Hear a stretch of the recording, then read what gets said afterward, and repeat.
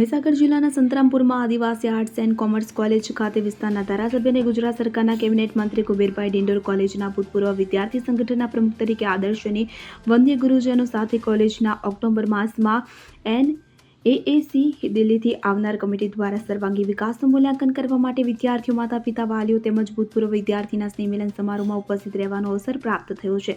વિદ્યાર્થી જીવનના સ્મરણો વાગોળતા ભૂતપૂર્વ વિદ્યાર્થી તરીકે સૌ ભૂતપૂર્વ વિદ્યાર્થીઓને પ્રોત્સાહન કરી તેમના ઉજ્જવળ ભવિષ્ય અને કારકિર્દીમાં ઉત્તરોત્તર પ્રગતિ કરે તેવી મંત્રી કુબેર ડિંડોરે શુભકામનાઓ પાઠવી હતી. ત્યારે આ તકે કોલેજના આચાર્ય અભયભાઈ પરમાર, નીતિનભાઈ પંડ્યા, ડોક્ટર શંકરભાઈ પ્રજાપતિ, કોલેજના પ્રોફેસરો, વાલીઓ, ભૂતપૂર્વ વિદ્યાર્થીઓ તેમજ કોલેજના વિદ્યાર્થીઓ ઉપસ્થિત રહ્યા હતા.